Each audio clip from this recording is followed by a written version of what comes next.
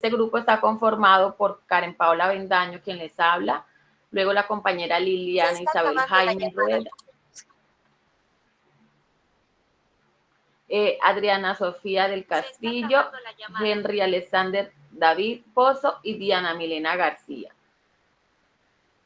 Bueno, empezando por las políticas que vamos a hablar, aunque la mayoría de los países han incorporado conceptos de educación inclusiva después del año 1990,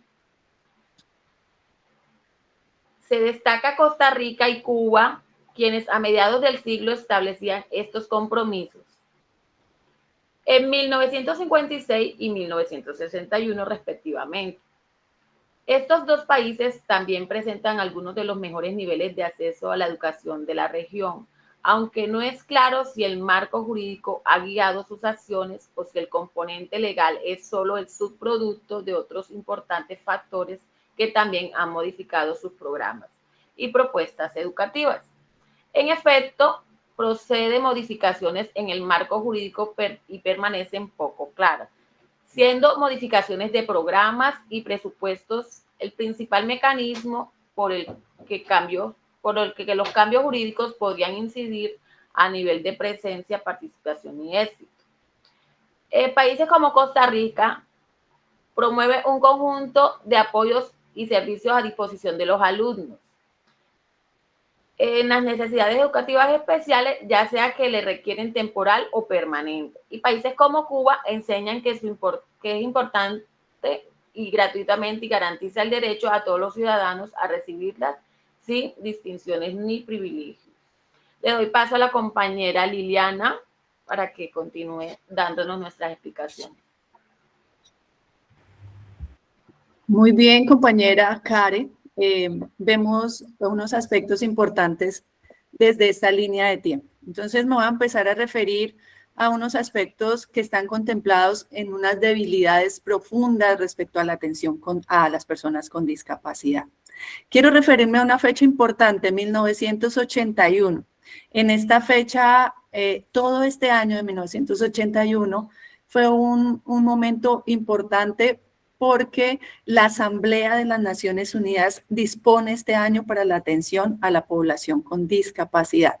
Sin embargo, existían fragilidades. Las personas con discapacidad se observaban como personas un poco enfermas, que requerían atención en caridad, que de pronto no tenían niveles de autonomía, que debían ser acompañados, es decir, que existiera como toda esa parte de asistencialidad. Luego de esto viene un momento profundo para la atención a la población con discapacidad, que es en 1993. Se crea un documento. Este documento son de las normas uniformes. Con este documento, a pesar de que al comienzo es un documento no vinculante, es decir, lo contemplan los países que lo requirieran, sí ya aparece una profundización y un proceso más oportuno para las personas con discapacidad. Es decir, que toma una adaptación en lo moral y en aspectos importantes y da el paso para crear políticas públicas. Luego me quiero referir al decreto 2082, de 1996, que es una política con una norma obligatoria, es decir, que ingresa a la legislación.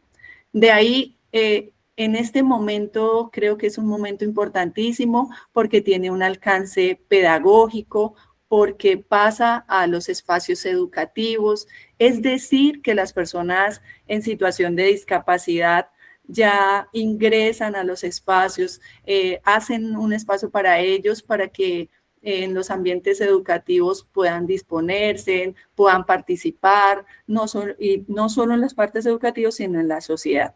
Así que este momento es fundamental en la atención a la población con discapacidad. Luego doy el paso a la compañera Adriana del Castillo.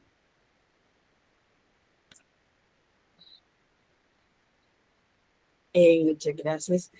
Bueno, en el periodo del 2000 al 2010 hubo acontecimientos importantes. Uno de los importantes sería el Foro Mundial sobre Educación que se presentó en Dakar en abril del 2000, en donde 164 gobiernos se comprometieron a garantizar una educación básica de calidad para todos los niños, jóvenes y adultos antes del 2015, ya que el lema era educación para todos, cumplir nuestros compromisos comunes.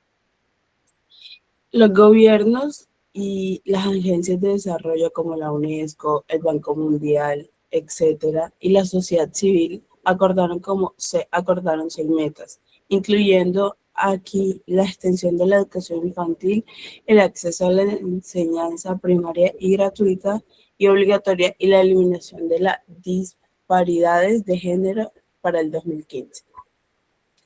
La ley 1346 del 2000 en Colombia aprueba la Convención de los Derechos Humanos de los Derechos de las Personas con Discapacidad. En la ONU adaptada a la del 2006. Su objetivo principal es promover y proteger y asegurar el goce pleno de todos los derechos humanos y libertades fundamentales de las personas con discapacidad en igualdad de condiciones. Los puntos principales sobre la educación son el derecho a la educación inclusiva, el apoyo personalizado, la formación de profesionales y la igualdad a niveles superiores. Le doy paso al compañero Henry.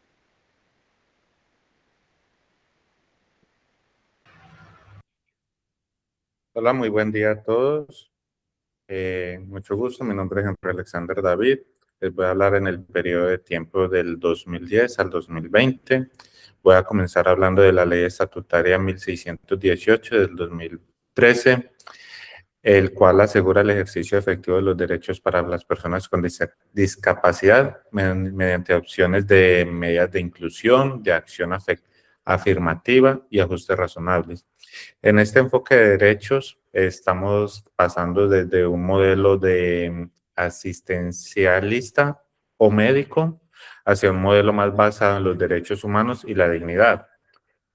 También tenemos que van a obligar a las entidades tanto públicas como privadas para que presenten un servicio a la ciudadanía de tal manera que tengan que eliminar barreras, sean físicas, comunicativas y actitudinales. También se va a pasar de la transversalidad, es decir, protege los derechos de todos los sectores, que incluye la salud, la educación, el trabajo, también el deporte, la cultura, y además prohíbe cualquier tipo de discriminación. Ahora tenemos el decreto 1421 del 2017. Este decreto reglamenta específicamente para los servicios educativos en la población con discapacidad, teniendo más un enfoque de educación inclusiva. Aquí es donde aparece el Plan Individual de Ajustes Razonables llamado PIAR. Esta herramienta obliga a que los docentes, los directivos, hagan adaptaciones a los currículos y también a las metodologías y evaluaciones para los estudiantes con discapacidad. También tenemos que va a ser una educación más inclusiva porque va a regular y entre ellas va a dar unas condiciones, digamos, un poquito más igualitarias y va a eliminar la segregación. Ya tenemos también que va a trabajar un poquito con el diseño universal de aprendizaje, es decir, el DUA, que contemplan enseñar en diversidad también y diferentes estilos de educación. Ya con eso le abro paso a nuestra compañera Diana que continúa. Muchas gracias, compañero. En este momento les voy a hablar del diseño 2020 hasta la actualidad. La educación inclusiva ha tenido grandes transformaciones. A nivel internacional, continúa la Agenda 2030 con el Objetivo de Desarrollo Sostenible número 4, que busca garantizar una educación inclusiva, equitativa y de calidad para todos.